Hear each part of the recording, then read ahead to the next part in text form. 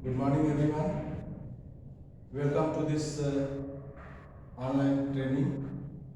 And in this next 1 hour, we will discuss on this topic content and time management.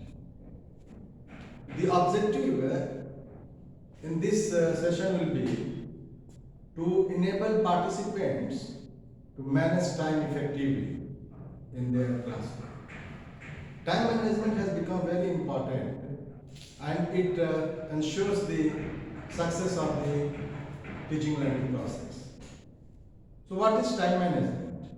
As teachers become more and more accountable for student success, taking advantage of every minute of class time become crucial. Efficient use of class time can increase student performance and decrease teacher anxiety. So, we'll begin with, and we have structured this content in various subsections. So, let us see what is time management. Ability to manage your time as much as any other practice in your career as an executive will determine your success or failure. It all depends whether you fail or success, how efficiently you have utilized or managed the time in every corner of life. Time is the one indispensable and irreplaceable resource of accomplishment. It is your most precious asset. It cannot be saved, nor can it be recovered once lost. Like we say that energy can neither be destroyed nor created, it can only change from one form to another form. But here, the interchangeable form is not available. That is, it cannot be saved nor can it be recovered once lost. Everything you have to do requires time. And the better you use your time, the more you will accomplish and the greater will be your rewards. So time management is essential for maximum health and personal effectiveness. The degree to which you feel in control of your time and your life is a major determinant of your level of inner peace, harmony and mental well-being. A feeling of being out of control of your time is the major source of stress, anxiety and depression. The better you can organize and control the critical events of your life, the better you will feel moment to moment. The more energy you will have, the better you will sleep and the more you will get done. It is possible for you to gain 2 productive hours each working day, or even double your output and your productivity by using the ideas and methods taught in this book or in this session will help you in measuring, in effectively utilizing the time. The techniques which have been discussed here are successful to many thousands of executives in every field of endeavor, and it will prove successful to all the teachers we are present here. So what we call it as 4 Ds. That is, what is the 4 Ds of effectiveness? The first D is desire. You must have an intense burning desire to get your time under control and to achieve maximum effectiveness. The second is decisiveness. Sometimes we become quite indecisive what to do, what not to do. So this decisiveness also helps in effective management of time. You must make a clear decision that you are going to practice good time management techniques until they become a habit. The third D stands for determination. You must be willing to persist in the face of all temptations. To the contrary, until you have become an effective time manager. Your desire will reinforce your determination. And finally, the most important key to success in life, the fourth D is discipline. You must discipline yourself to make time management a lifelong practice. It should not be the activity of a day. We have to practice it throughout the life and in all spheres of life. So effective discipline is the willingness to force yourself to pay the price and to do what you know you should do, when you should do it, and whether you feel like it or not. This is critical for success.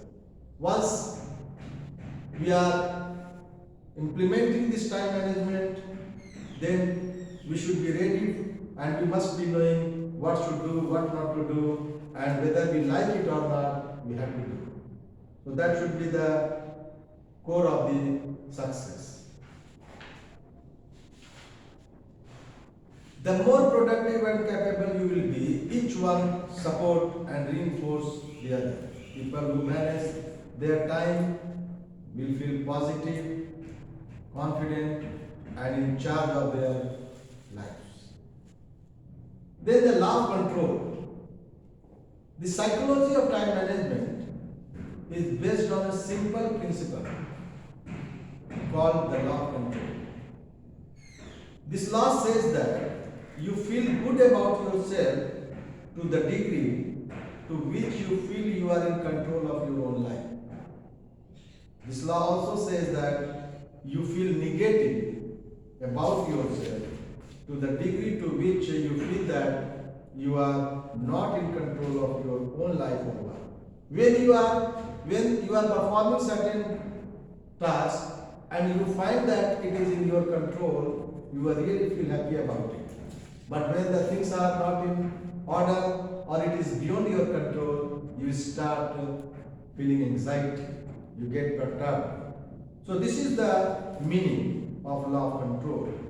Psychologists refer to the differences between an internal locus of control, where you feel that you are the master of your own destiny, and an external locus of control, where you feel that you are controlled by the circumstances outside yourself.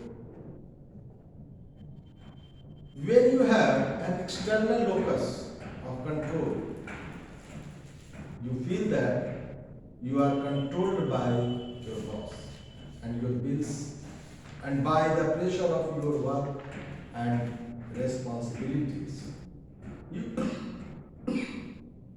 You feel that you have too much to do in too little time, and that you are not really in charge of your time and your life.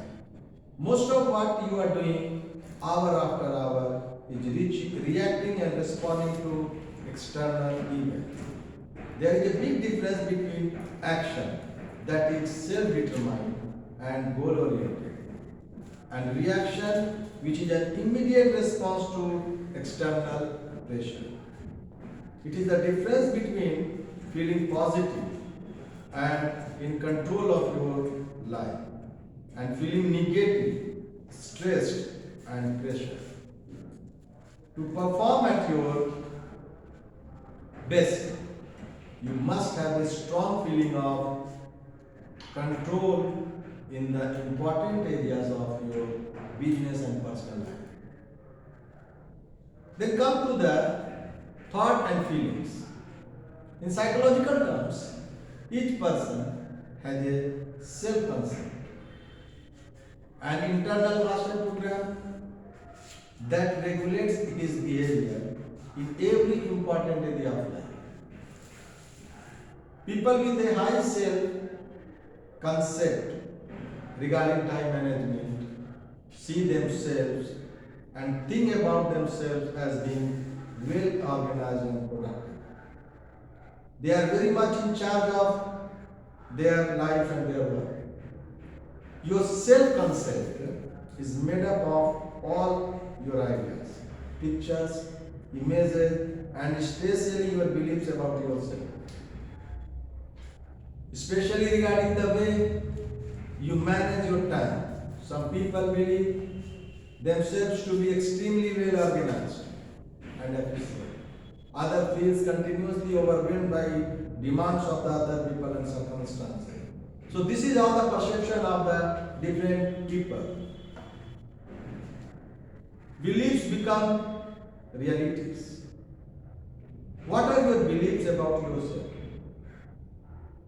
And your ability to manage your own time?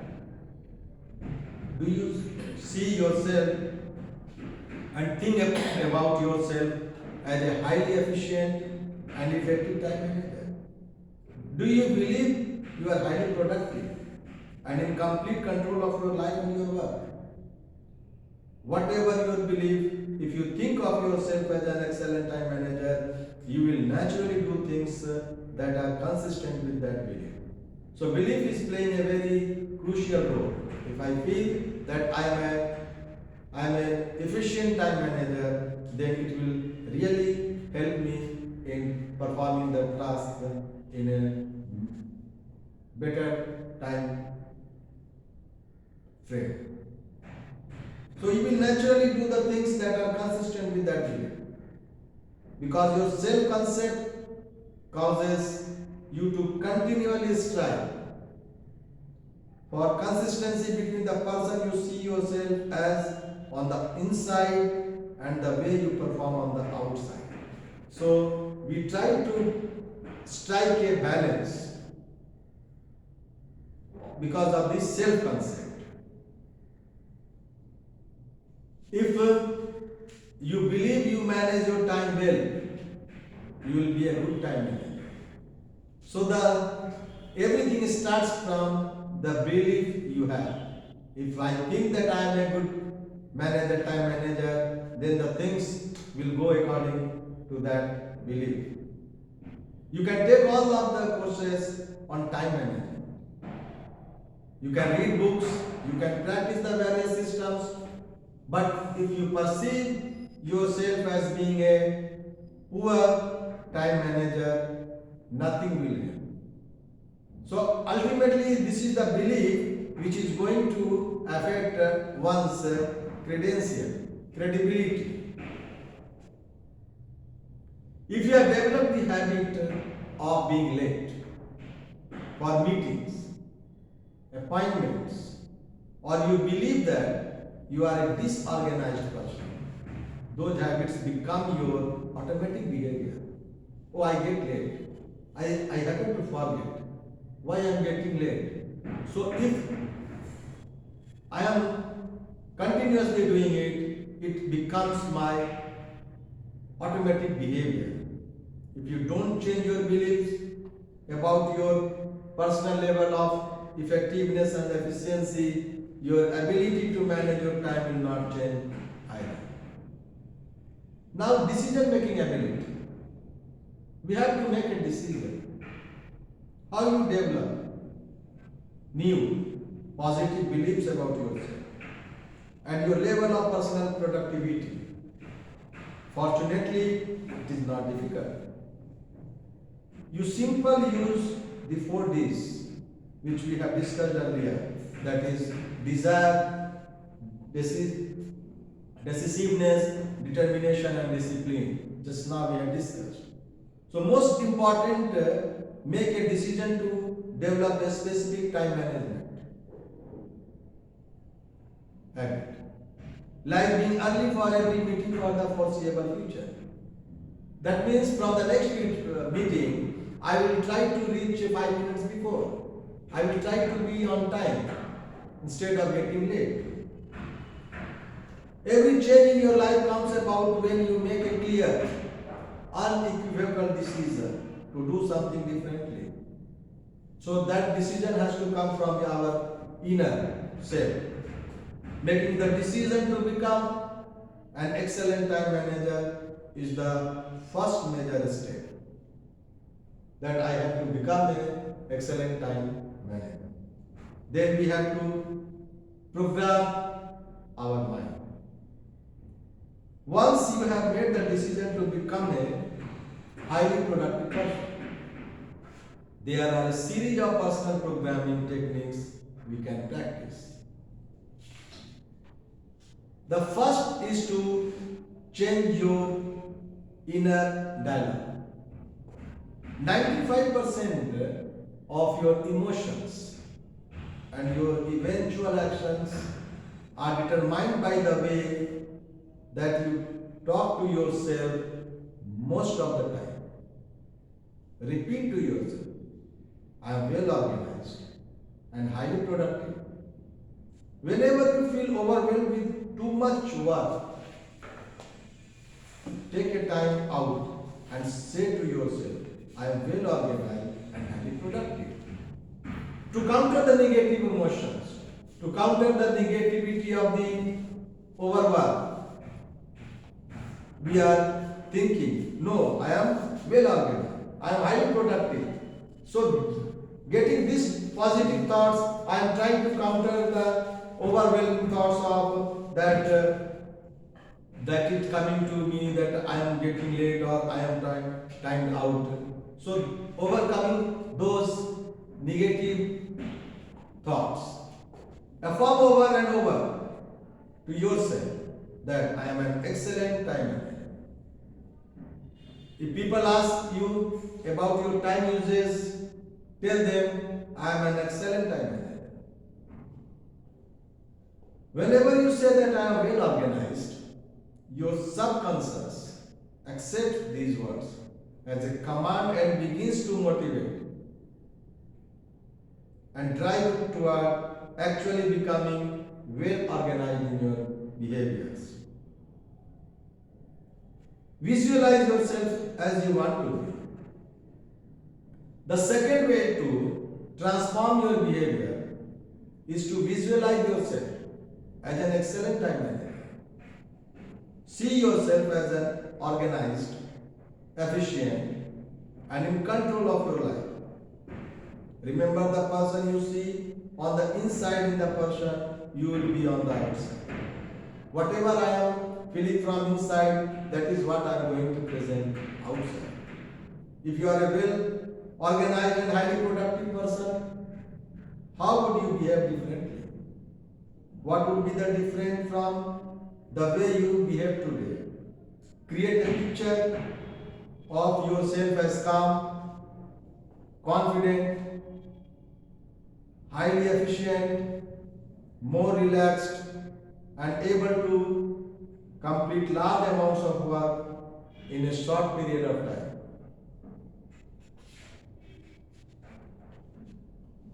Imagine what a highly productive person would look like. Would the person's desk be clear and tidy? Would the person appear unhurried and unstressed? Now I am comparing myself with the one who is very productive. And I am comparing that whether his desk is clear and tidy or not, he is stressed or he is in a hurry or not. So this way I am comparing myself. Create a clear mental picture of yourself as a person who is in control of his time and life. It means that if you are untidy, if this you are in a hurry, you are stressed, you are not good time manager. Act as if. The third way to program yourself is to act as if you were already a good time manager. Think of yourself as being well organized in everything you do. If you were already excellent in time management, how would you behave? What would you be doing differently? With regard to your time and personal productivity, what would be different from the way you do things now?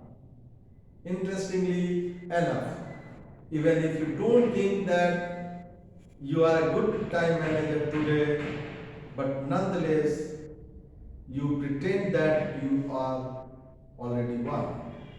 These actions will generate a feeling of personal efficiency. You can actually change your actions, habits, and behavior when you fake it until you make it. Now come to the determination of the values. Then, since time management is really life management, improving your personal productivity begins with an examination of your values. One of Murphy's law says that before you do anything, you have to do something else first. It is not possible to manage your time properly unless you know exactly what your values are. Good time management requires that you bring your control over a sequence of events into harmony with what is most important to you. If it is not important to you, then you will never feel motivated, determined to get control of your time. Ask yourself this: why am I doing this? What I am doing? Why do you get up in the morning? Why do you do the job you do?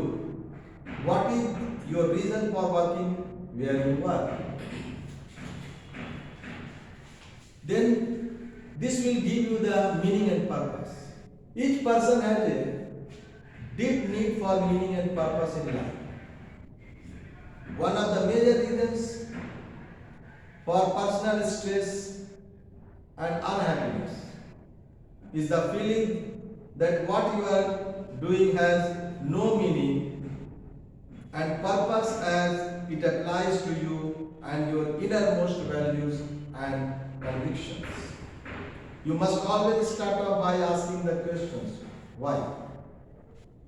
You can become more efficient with time management techniques, but it won't do you any good if you just become more efficient at doing something that is meaningless to you. Greater efficiency will simply increase your sense of alienation, frustration, and anxiety. What do you value most? The next question you need to ask is: what do you value most in your life? What do you value most in life? What do you really care about and stand for? What will you not stand for? You will only feel really happy, valuable, and worthwhile to the degree to which your day-to-day activities are in harmony with your values. Almost all stress, tension, anxiety, and frustration, both in life and in work, comes from doing one thing while you believe that and value something completely different.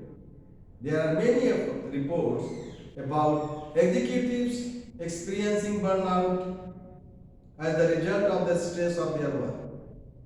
But people who love what they are doing and put their whole heart into their work because it is a reflection of their values, seldom experience stress or burnout of any kind. When you are living consistent with your values, you seem to experience a continuous flow of energy, enthusiasm, and creativity. Stress comes from working at things that are not consistent with your highest values. Examine your values, your innermost beliefs and convictions, and ask yourself what changes you could make to bring your activities on the outside and your life priorities on the inside more into alignment with each other. You are extraordinary. Realize and accept that you are a unique and wonderful person. Your values have grown and evolved over the course of your entire life. They have emerged as the result of countless influences and experiences. They are part of your psychological and emotional DNA. They are part of your character and personality. They seldom change over time. Your job is to determine what your innermost values really are. And then to organize your life, so that you are living and working consistent with those values. Analyze yourself. Here are 4 sentences. Completion exercise that you can use to gain better insight into the person you really are inside. Let us complete this sentence. I am. If a stranger were asked you, who are you? I am. Who are you really? What would be your answer? What are the first words that you would use to describe yourself?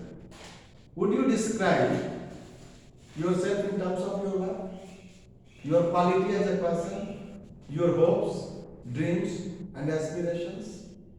Select 3 to 5 words to complete the sentence. If you were to interview the people around you, the people you live with and work with, and ask them the same question about yourself, what would they say? How would other people describe you in terms of your values and person you really are?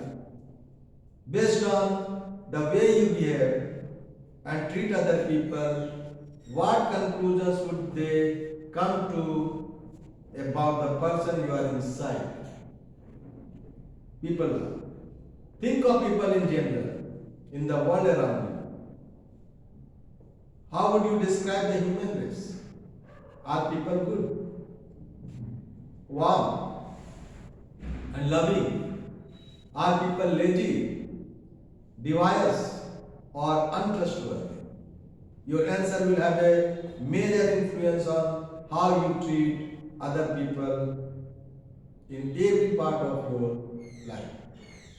It will determine just about everything you will accomplish as an executive and as a person with family and friends. Life is. Your response here may seem simple, but it speaks to your entire philosophy of life. Positive, healthy, happy people see life as a wonderful experience, full of ups and downs, but certainly a great adventure overall. One of favorite stories about a young man who goes to an old philosopher and says, life is hard. Then the philosopher replies, as compared with what? Again here the comparison comes into picture. Something which appears hard for me may be very simple for you. So again the degree of hardness or simplicity, or how simple it is, it depends on, or it varies from person to person. So the story, the young man, when I asked that old philosopher, and he said that life is very hard. Then the philosopher replies, as compared with what? So as Helen Keller said, life is either a daring adventure or nothing at all. What is life to you? So we have to adventure. We have to venture out. We have to do adventurous things in our life. Otherwise we have done nothing. Then we have to think about our vision and mission. And this all helps in becoming a good time manager. So So our vision and mission has to be very clear. One of the best and important, profound books written in the last few years is Daniel Kahneman's Thinking Fast and Slow. His insight is that we need to use two different types of thinking to deal with the variety of situations we face in our daily lives. Fast thinking is the type of thinking that we use to deal with short-term tasks, responsibilities, activities, problems and situations. We act quickly and instinctively. In most cases, fast thinking is entirely appropriate for our day-to-day activities. So we have to be very quick in taking or deciding what to do. If something comes to us, some task is given to us, then we have to properly think for the course of actions to complete that task. So in most cases, fast thinking is entirely appropriate for our day-to-day activities. Think fast.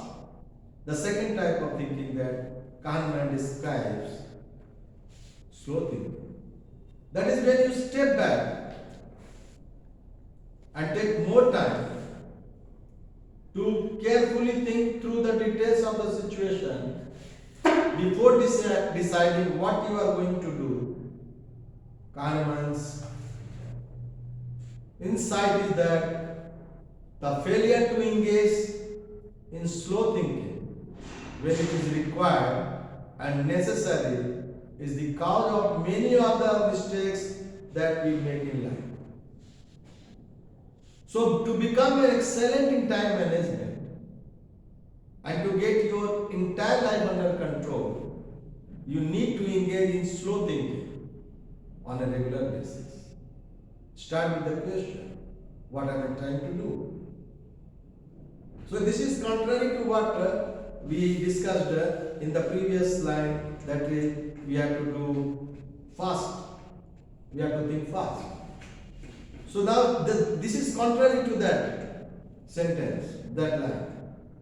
So to become excellent in time management and to get your entire life under control, you need to engage in slow thinking on a regular basis.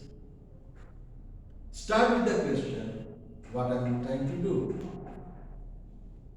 Then, before you act, you must think. Very often, you can find yourself working extremely hard at your work, but you have not taken the time to stand back and think about what it is you really want to accomplish. There is a story of the husband and wife who live on a car trip from San Diego to Los Angeles. He is unfamiliar with the road, but driving at full speed in any case. At a certain point, the wife says, "Honey, is Phoenix on the way to Los Angeles?" He then said, "Why do you ask?" She answers, "Well, we just passed a sign that said we are on the road to Phoenix." He replied, "Never mind, we are making great time." Before you step on the accelerator of your own life, you must develop absolute clarity about what you are really trying to accomplish. So any amount of confusion in doing the work is really going to not yield a good result in your life. In the David's dictionary, Ambrose Bierce wrote that the definition of fanaticism is redoubling your efforts after your aim has been forgotten. Is your goal to create a great life? Are you trying to build a great career or accomplish a greater piece of work? Your ability to stand back and engage in self-analysis and introspection, slow thinking, is essential for your organize for you to organize your time in such a way that you are the most productive and you are achieving the greatest amount of joy, satisfaction and happiness from what you do. Keep the end in mind. Be clear about what outcomes you desire. As Stephen Covey said, start with the end in mind. What is the final result? Outcome or accomplishment that you are striving to achieve. Where do you want to end up at the end of the day? As you scramble up the ladder of success, be sure that it is leaning against the right building. Are you working so that you can earn enough money to be secure and to feel happy?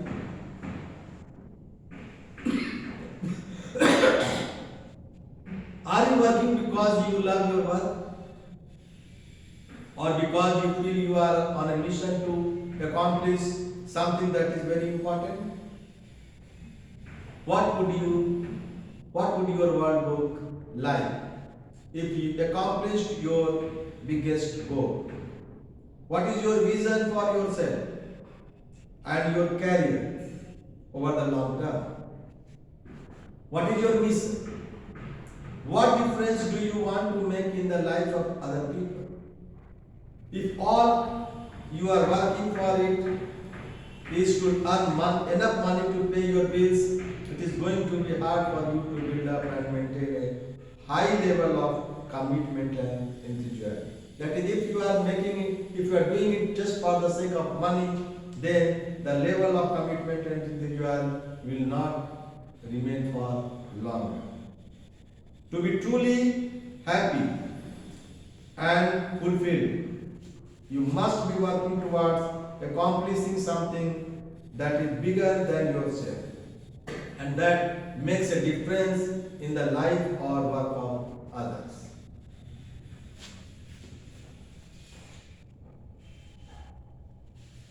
Examine your methodology. When you are clear about what you are trying to do, you must then ask, how am I trying to do it? Each time you ask and answer these two questions, you will gain valuable insight that will allow you to look at your situation and know whether you are on the right track. Once you are clear about what you are trying to do and how you are trying to do it, you must then ask a third question, how is it going? Is what you are doing moving you toward what you want in the fastest and more efficient way? Are you happy with your rate of progress? Are things going well?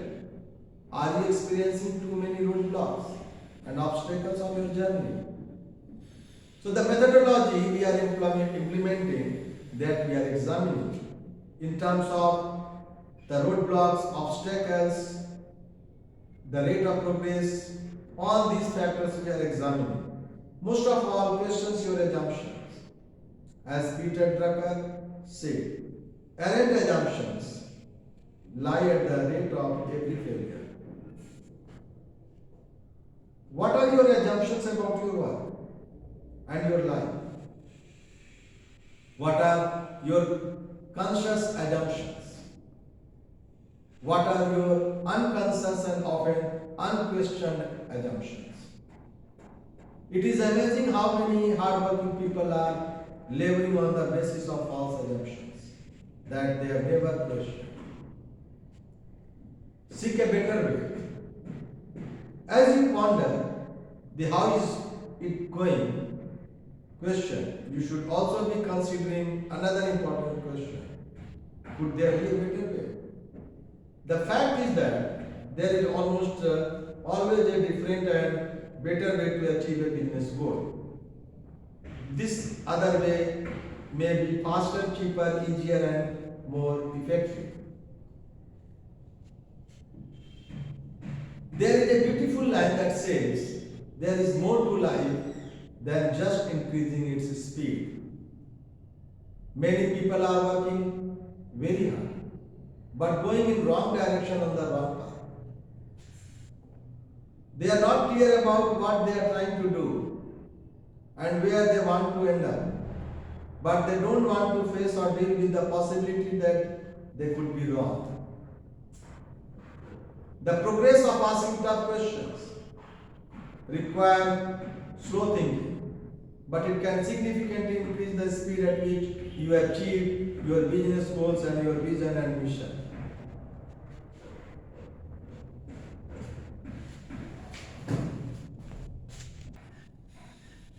Now next to is your project forward, look backward.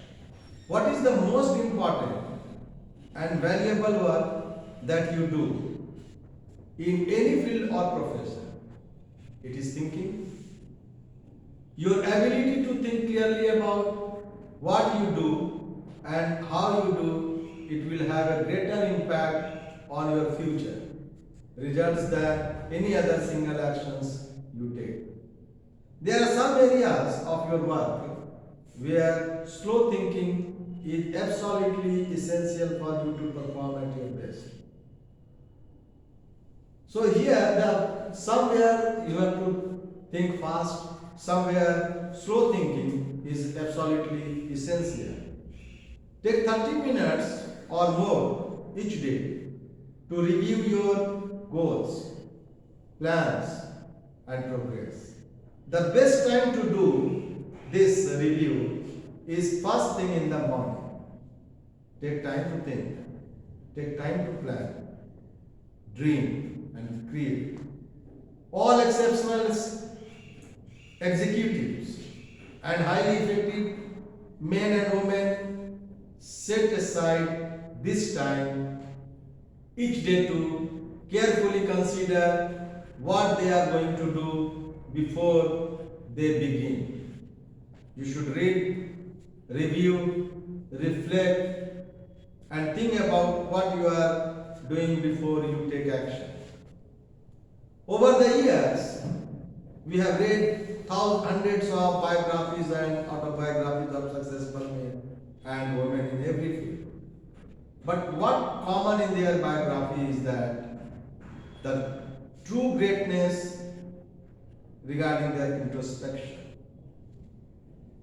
retrospection, solitude, and contemplation. You will only achieve the greatness you are capable of when you begin to take time regularly to think about what you are, what you want, and the very best way to achieve it. Take the time to evaluate your life and your activities in a larger context. Think of where you are today and where you want to be in 5 years. Look at the activities that you are engaged in today and determine which of them can have the greatest impact on your future. This way of thinking will allow you to manage your time much better than you can even imagine at this moment. Sometimes just one good idea gained in a period of solitude or contemplation can save you months and even years of hard work. Then what is long-time perspective? Dr. Edward Banfield of Harvard University conducted more than 50 years of research into the attitudes and behavior of high-performing people, both in America and worldwide. He identified one special quality that seemed to separate the high performers from the low performers. He called it long-time perspective.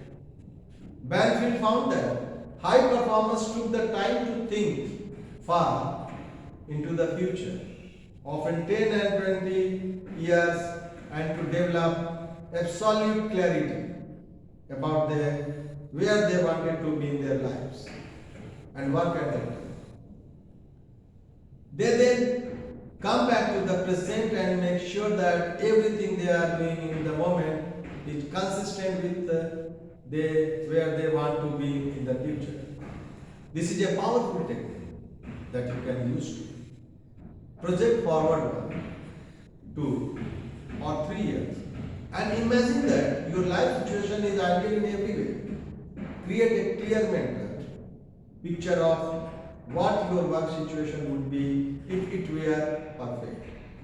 From this vantage point of this picture, look around you and describe your ideal life and work situation. Then ask yourself if what you are doing right now is consistent with the creation of your ideal future. From that future vantage point, look back at yourself to where you are today and see the steps that you will need to take to get to where you want to go. This back from the future thinking is a practice of many top executives. Make better decisions in the present. For example, a young woman decides that she wants to be very successful in business in her adult life. With this clear long-term perspective in mind, the individual works many extra hours to get excellent grades in high school so that she will qualify for a good college. In college, the individual takes harder courses and studies much longer than her peers to graduate as close as possible to the top of her class.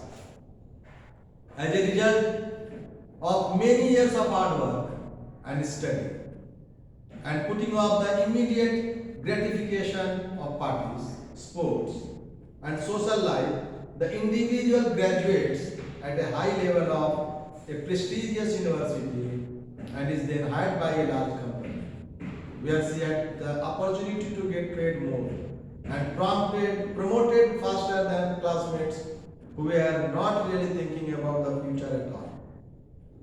When you are clear about where you want to be sometime in the future, it is much easier for you to make better decisions in the present. The rule is that long-term vision improves short-term decision making. You have heard the saying, if you don't know where you are going, any road will get you there. The habit of developing long-time perspective is quite powerful.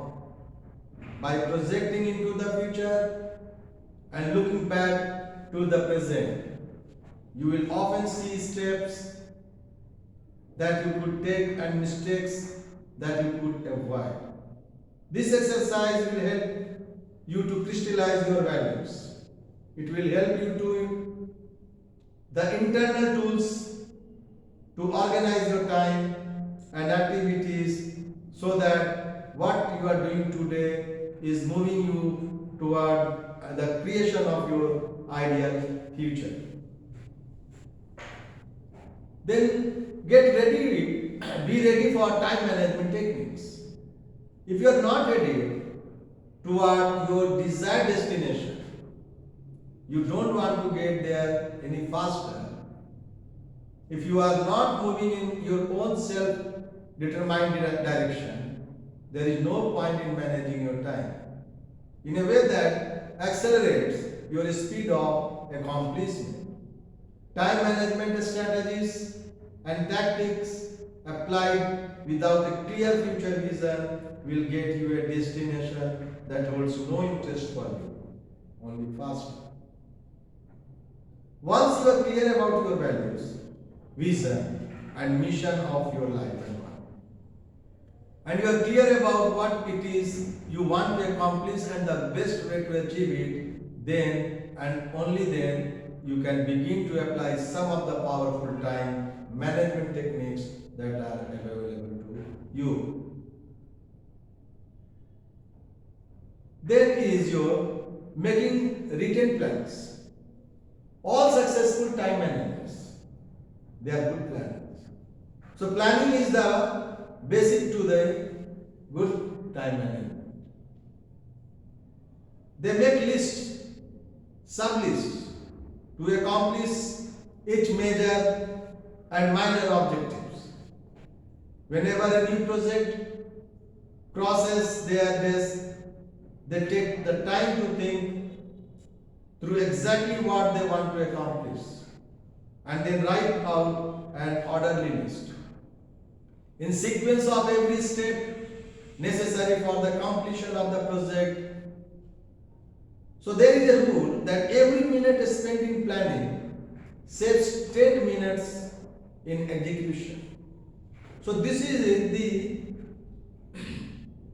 building block of the time management. That is, planning is must before execution of any work, any plan. This planning is first and foremost the very important steps in execution of a project.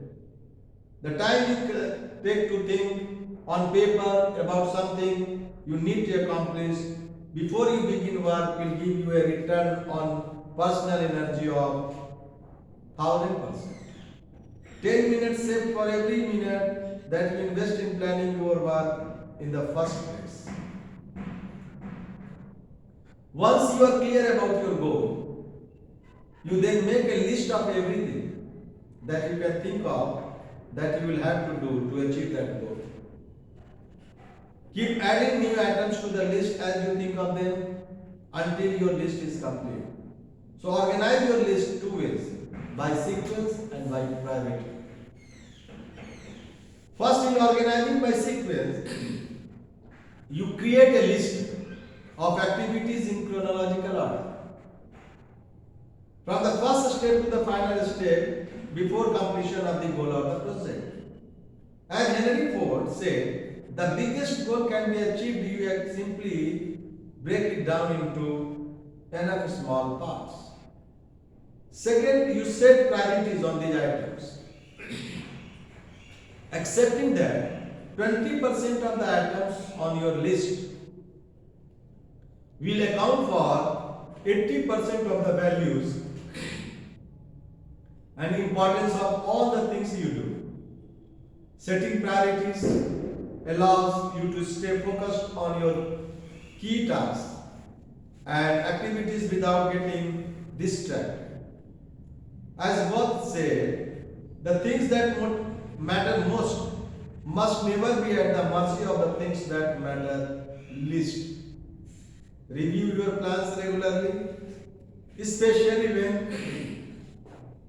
when you experience frustration or resistance of any kind.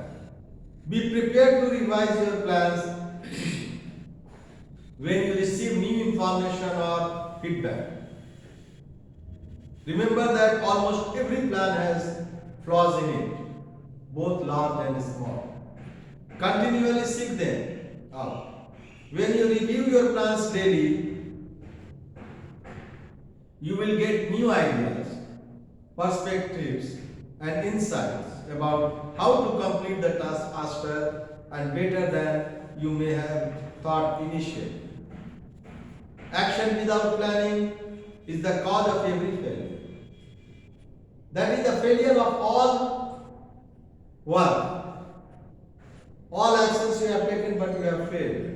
That is, there is no proper planning done to execute that action. So the action without planning is the cause of every failure. Resist the temptations to take action before you have planned it out thoroughly in advance. Then we have to do planning for our goal achievement. Perhaps the most important word related to success of any kind is clarity. Successful people are very clear about who they are and what they want in every area of their lives. In addition to written goals, successful people have written plans of actions that they follow every day. Once you have set a larger goal for yourself and your business, there are four questions that you should ask. What are the difficulties and obstacles that stands between you and the achievement of your goal? Why are not you at your goal ready? What is holding you back? What stands in your way? What problems do you have to solve? What difficulties do you have to overcome to achieve your goal in the end? Of all the problems you need to solve, what are the 20% of the problems that account for 80% of the obstacles between you and your goal? So, taking the concept of the time management, how well it can be employed by teachers in the classroom.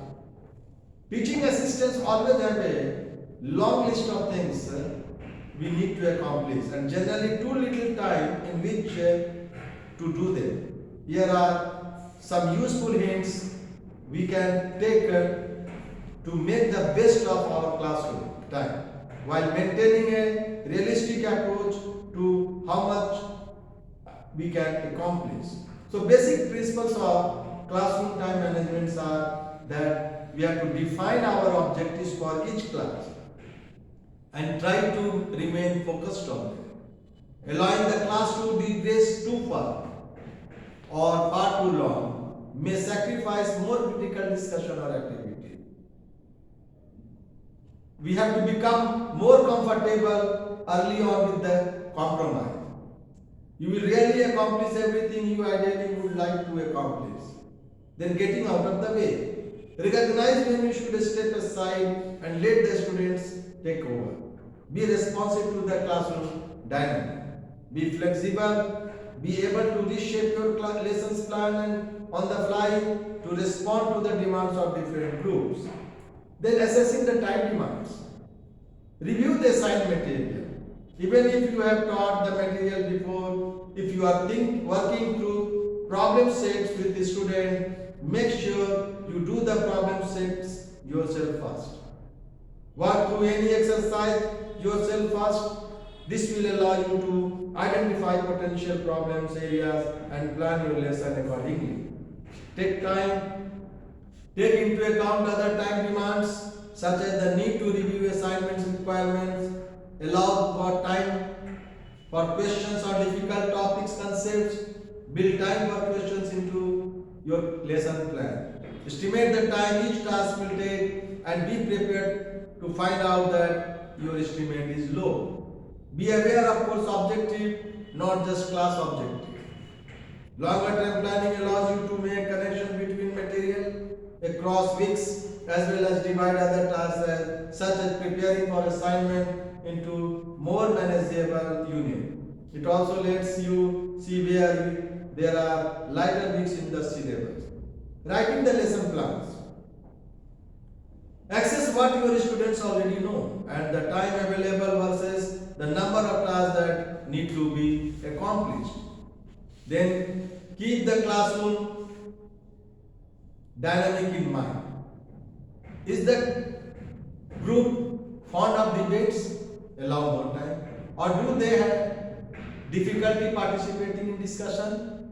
The extra time it takes to get a discussion going will affect your time planning for the class. Try to experiment with allowing time for individual writing in response to a question instead of always running a discussion. Prioritize your established tasks to ensure that you cover the most important concepts, subjects. Consider making use of time-controlled activities, group work, role-playing, in class writing, individual presentations. Be aware of hidden time demands, administrative issues, explanation of test procedures or assignments, questions from lectures, setting up technology, rearranging the room. Then let's come to some final tips. Make students aware of your learning objectives for the day.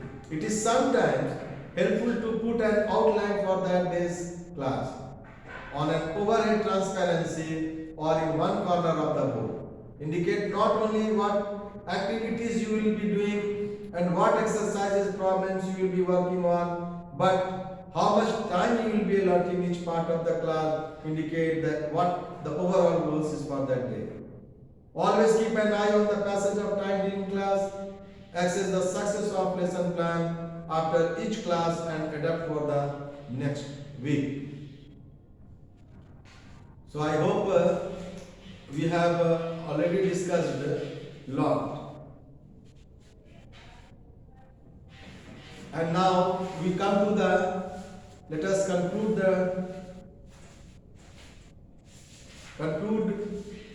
for the discussion today. Topic we have discussed, that is the final point about time management, is the concept of balance. The most important thing that you can instill in your life in balance and moderation. By practicing the methods, ideas and techniques which we have discussed right now, we can become a good time manager and have more time and for our family and personal life, and we can have a better classroom from the teacher's perspective. Often people take time management programs so that they can increase the number of things that they can do on day-to-day basis. However, as the wise man said, there is more to life than simply increasing its speed. So the main purpose of learning and practicing time management skills is to enhance and improve the overall quality of life. It is to increase the amount of pleasure and happiness we experience. So with this we come to the end of the session today. Thank you very much.